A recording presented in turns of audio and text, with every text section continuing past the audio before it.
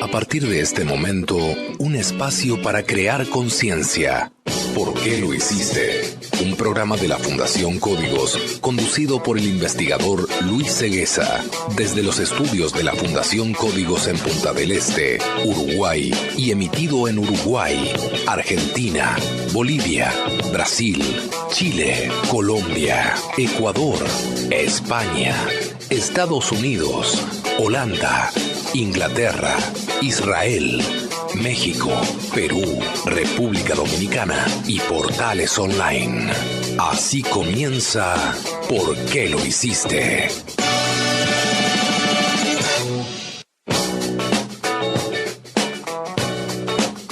Muy bienvenidos amigos nuevamente a ¿Por qué lo hiciste? Un programa que se emite desde los estudios de la Fundación Códigos en Buenos Aires, República Argentina, para toda la cadena ECO, 223 emisoras en 16 países. ¿Por qué lo hiciste? Una producción de la Fundación Códigos. En estos últimos días hemos vivido, sobre todo las personas que están en Brasil, en las costas de Brasil, en las costas de Uruguay, efectos muy fuertes de los grandes vientos superficiales que vienen aumentando conforme a los estudios que ya habíamos presentado en el año 2008. Gran preocupación, sobre todo de las personas que viven obviamente en las ramblas y en las costas, por los desastres y los estragos que ha hecho el mar. Gran preocupación de todos, porque esto quizás, como decíamos en el programa anterior, es el principio de una manifestación de la naturaleza, no contra nosotros, sino de lo que nosotros hemos hecho. Hemos escuchado versiones de todo tipo, inclusive en Uruguay hubo un programa que se transmitió en vivo esta semana pasada, en el cual habían opiniones de varios meteorólogos y personas idóneas en el tema de medio ambiente, lo cual dejó claro que, por lo menos en Uruguay, estamos muy lejos de entender la gravedad del problema. El programa termina con una de las opiniones de uno de los invitados diciendo que todavía no hay pruebas de que el cambio climático exista. Imagínense si todavía hay personas que piensan que el cambio climático no existe, lo lejos que estamos de tomar conciencia para empezar a tomar acción, para empezar a revertir este problema. Mi opinión personal es que muchas personas repiten lo que escuchan de otras o de medios de comunicación. Mi opinión personal, como les decía, es justamente que hay personas que tienen la oportunidad de hablar a miles, decenas de miles, cientos de miles o millones de personas y no han investigado a fondo la problemática y simplemente se remiten a repetir lo que han escuchado en los medios o lo que otros medios han publicado o simplemente lo que otras personas, ya sean especialistas o no, han dicho.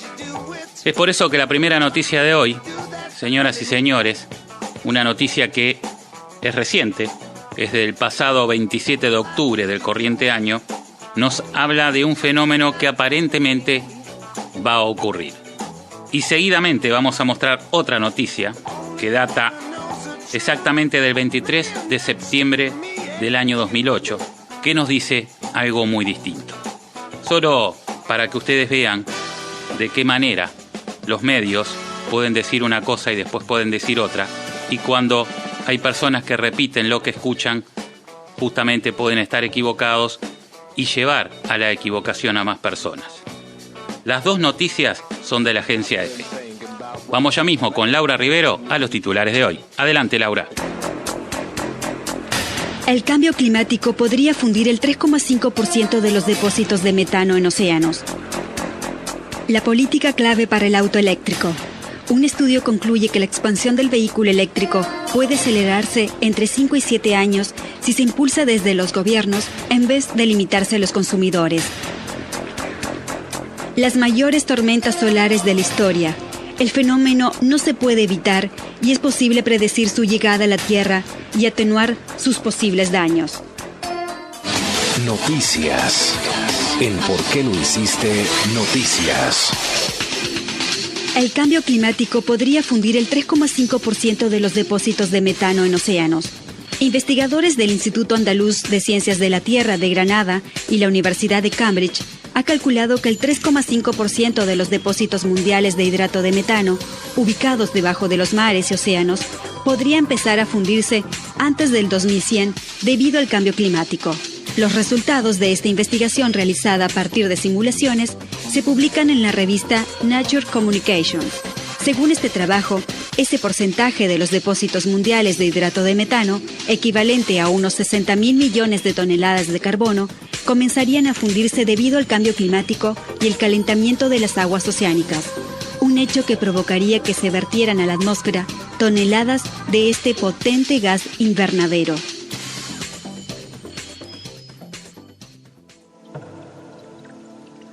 Y bien, amigos, como escucharon, la noticia dice en su título que el cambio climático podría, está hablando de futuro, fundir el 3,5% de los depósitos de metano. Esto por un lado. Además, la noticia deja claro que esto lo han hecho a través de simulaciones, como que en realidad los escapes aún no existen. También la noticia habla de un total de millones de toneladas de carbono que se encuentran debajo de los océanos en forma de hidrato, una cantidad de 60.000 millones de toneladas de carbono. Otro dato que no compartimos, después vamos a estar explicando el porqué.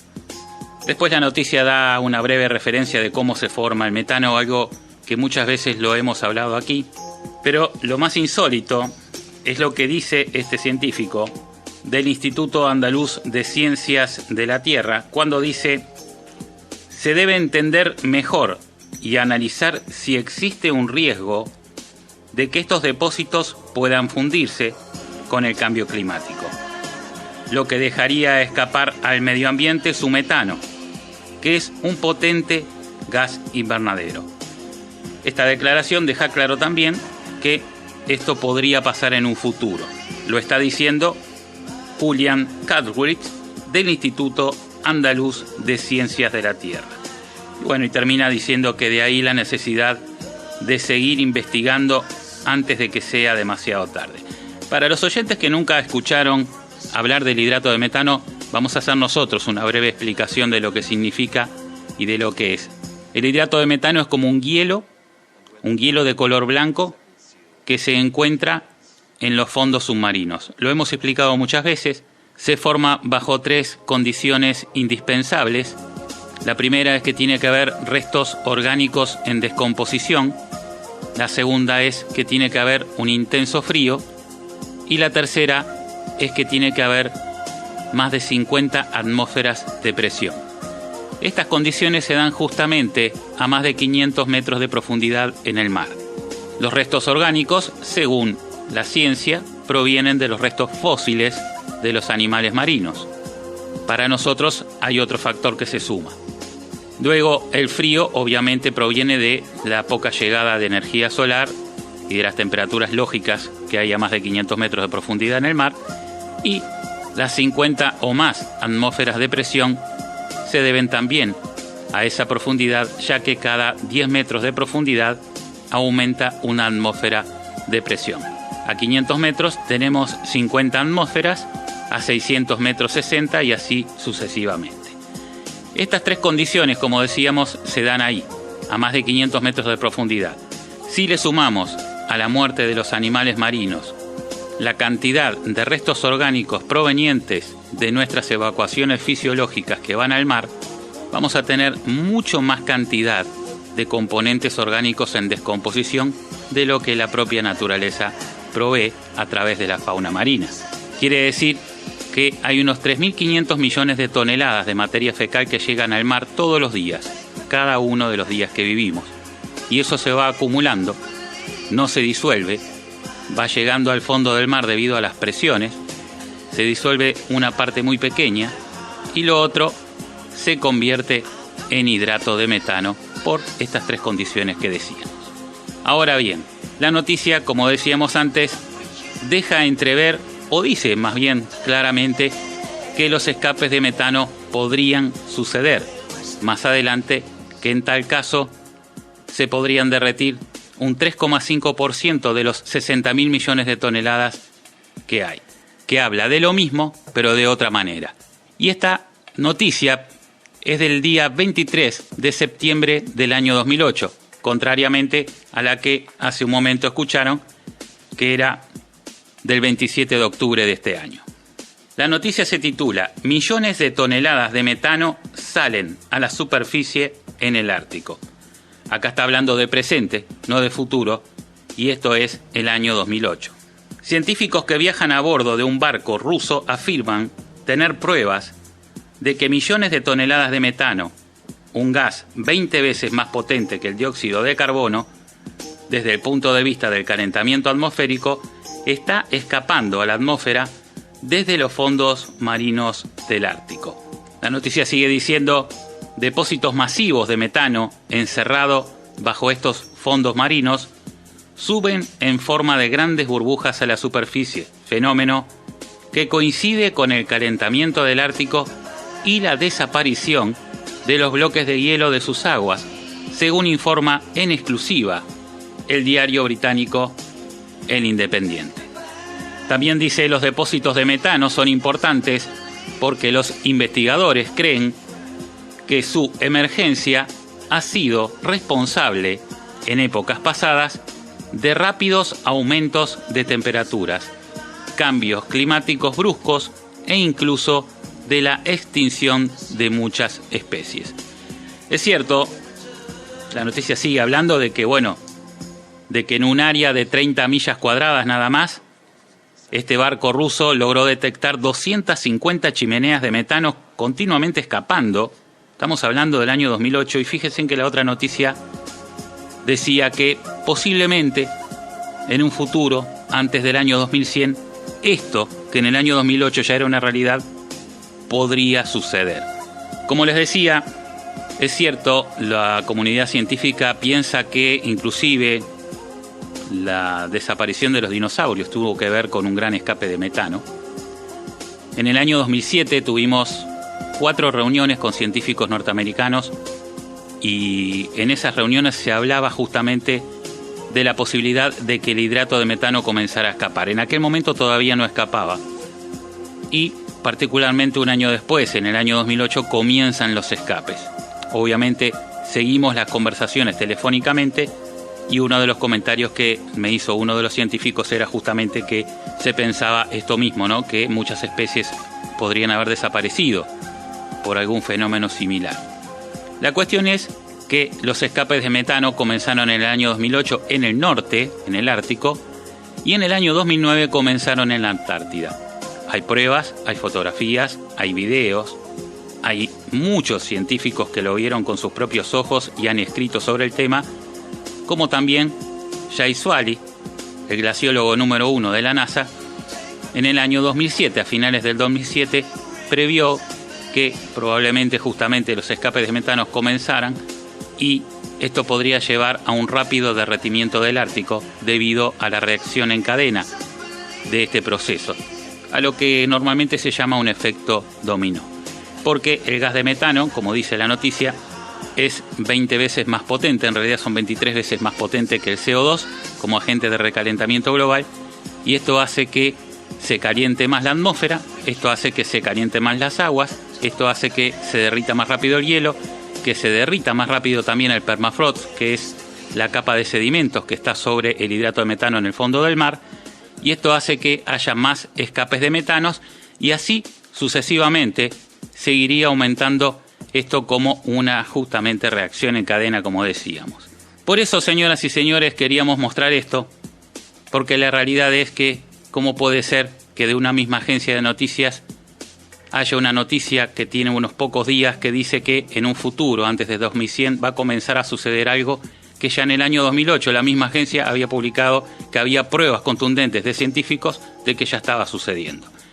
Simplemente, señoras y señores, para que ustedes entiendan que no todo lo que escuchamos es cierto, ni todo lo que se habla en los medios es verdad. Y ahora vamos al desarrollo de la segunda noticia de hoy con Laura Rivero. Noticias. En ¿Por qué lo hiciste? Noticias.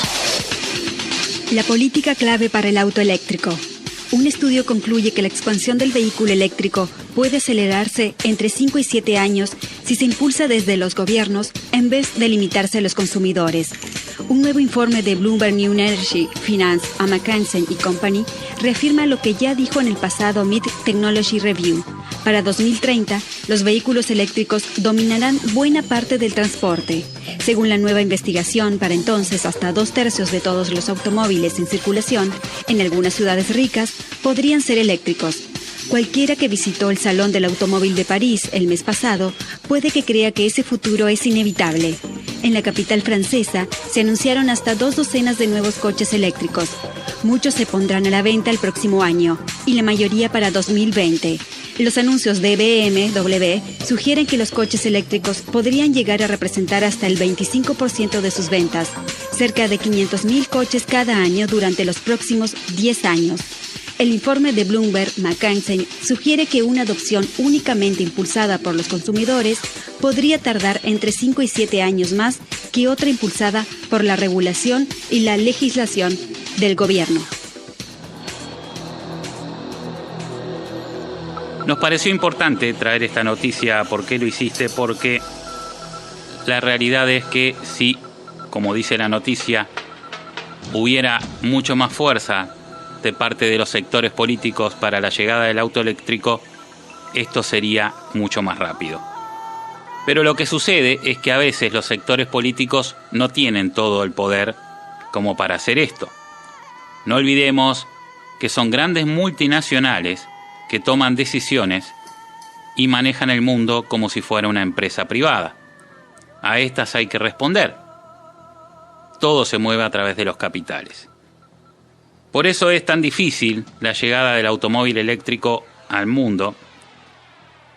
Por eso es difícil entender que un auto eléctrico, lejos de ser un vehículo caro como lo es hoy, debería ser más barato que un vehículo a combustión, ya que son muchas menos piezas para fabricarlo. Además de que es más barato para mantenerlo y ni que hablar para desarrollar el movimiento, ya que con energía eléctrica baja notablemente el costo. Es muy difícil lograr entender que es imposible que los autos eléctricos sean más caros que los autos a combustión, aún hoy que todavía no se han masificado. Con más razón si pensamos en una masificación. El informe dice que es importante que haya un impulso en la regulación y legislación por el gobierno, o sea, por los gobiernos de las distintas ciudades y países del mundo. Obviamente que esto es importante, pero como decíamos, no es tan fácil. No es tan fácil tomar estas decisiones ya que afectan grandes intereses globales. En Uruguay hubo un intento, como hablamos varias veces aquí, por parte del presidente Mujica, que continuó con un intento que ya venía de atrás del gobierno del doctor Tabaré Vázquez, quien hoy es presidente del Uruguay, de aumentar las energías renovables en el país, y particularmente Mujica tenía la idea de que en Uruguay se fabricaran vehículos eléctricos. Tanto es así que asumió a la presidencia en un vehículo eléctrico convertido por el tecnólogo de nuestra fundación. Pero eso fue en la teoría, si bien lo vimos en la práctica, hasta ahí llegó. Porque al momento de querer que los autos eléctricos lleguen al país, todo se hizo muy difícil.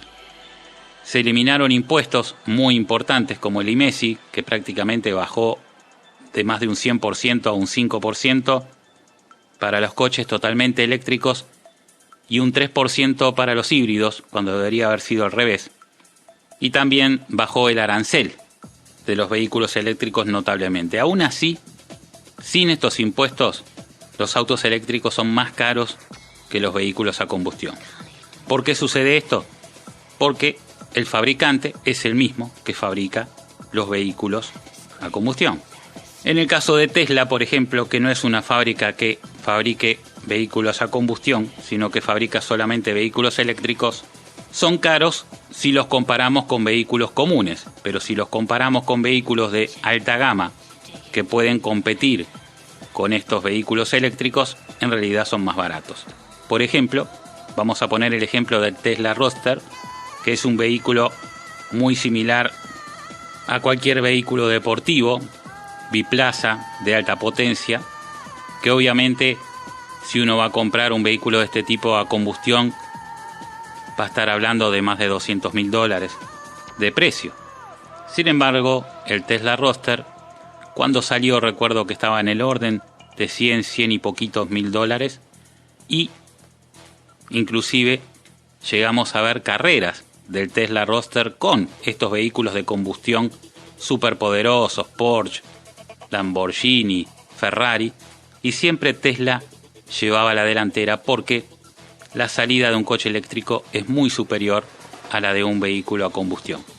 Y vamos a hacer un paréntesis acá. ¿Por qué es superior? Simplemente es superior porque el rendimiento de un motor eléctrico ya está en un 97%. Sin embargo, los vehículos a combustión, con 120 años de desarrollo y millones de dólares de inversión, solo han llegado cerca de un 20% de rendimiento. Quiere decir que la energía que aprovecha un vehículo de combustión anda en el orden de una cuarta parte o menos, y todo lo demás se derrocha en forma obviamente de calor. Simplemente por eso un vehículo eléctrico es más rápido y consume menos, porque el rendimiento está casi en un 100%, estamos hablando de un 97% hoy. Por eso decimos que es muy difícil entender por qué está sucediendo esto, porque hablamos del año 2030 cuando en realidad es una urgencia. Es urgente que los vehículos eléctricos empiecen a funcionar. Y porque hay grandes intereses que tratan de que esto se demore, de patear la pelota para adelante, como se dice, y tratar de mantener este negocio de los motores de combustión lo más posible. Pero la realidad es que mientras tanto el planeta se sigue contaminando y los fenómenos climáticos siguen avanzando, como todos lo hemos visto. Así que, señoras y señores, desde nuestra Fundación Códigos, cumplimos una vez más con dejar claro, en primer lugar, que la solución más rápida para ver cambios rápidos en el cambio climático está en la transformación de los vehículos a vehículos eléctricos, de los motores de combustión a motores eléctricos. Quiero dejar claro, porque hay personas que muchas veces se confunden, la Fundación Códigos nunca dijo que la solución es andar en bicicleta, ni andar en monopatín, ni andar caminando, ni volver al carro y al caballo. La Fundación Códigos desde un principio dijo que la solución es esta: seguir utilizando los automóviles pero con motores que no contaminen, ya que hoy el automóvil es parte de una simbiosis enorme de la cual yo creo que el ser humano moderno no puede volver atrás. Que quede claro, la Fundación Códigos lo que aconseja es que vengan los vehículos eléctricos, no que retrocedamos decenas de años para atrás. El que quiera andar en bicicleta, bárbaro que lo haga, si el clima se lo permite, pero nosotros estamos proponiendo otra cosa. Y como decíamos, la Fundación Códigos cumple una vez más con decir que la solución más rápida es esta. Es más importante cambiar los motores de los vehículos que transformar al mundo entero en un gran productor de energías renovables, porque la gran contaminación pasa por los automóviles y no tanto por la generación de energía. Y también cumplimos con decir que todos los que los políticos puedan ayudar para que esto se acelere, en realidad se están ayudando a sí mismos y a sus propios hijos y nietos, ya que es un tema urgente para todo el planeta. Y vamos ahora al desarrollo de la tercera noticia de hoy con Laura Rivero. Noticias. En ¿Por qué lo hiciste? Noticias. Las mayores tormentas solares de la historia. El fenómeno no se puede evitar y es posible predecir su llegada a la Tierra y atenuar sus posibles daños. El Sol, como todas las estrellas, tiene ciclos de actividad. El de nuestro astro dura aproximadamente 11 años. La mayor tormenta solar que afectó a la Tierra ocurrió el 1 de septiembre de 1859. El astrónomo Richard Carrington tenía su observatorio a las afueras de Londres y observaba lo que describió como dos parches de luz intensamente brillantes y negros, Sin saberlo, había presenciado la mayor erupción solar de la que se tiene constancia. Se prolongó durante 5 minutos, pero en cuestión de horas, su impacto se sentiría por todo el planeta. Un día después, los tripulantes de la embarcación Southern Cross, un veloz clipper de 3 mástiles y 170 pies, que se enfrentaba a un importante temporal frente a las costas de Chile, pensaron que estaban navegando sobre un océano de sangre. Al levantar la vista observaron que todo el cielo estaba bañado de rojo. Se trataba de una aurora austral, un fenómeno nada frecuente en la latitud en la que se encontraba el navío. Además, el fenómeno provocó el fallo de los sistemas de telégrafo en toda Europa y América del Norte. Se vieron intensas cortinas de luz desde Maine hasta Florida. Incluso en Cuba, los capitanes de barco registraron en los cuadernos de bitácora la aparición de luces cobrizas cerca del cenit. El presidente de Estados Unidos, Barack Obama, asegura que un fenómeno así podría desactivar parte de la energía eléctrica y necesita el esfuerzo de la población. Dictó una orden ejecutiva para que todas las autoridades estén preparadas. Algunos de los efectos serían el daño a satélites de comunicación y apagón de computadoras.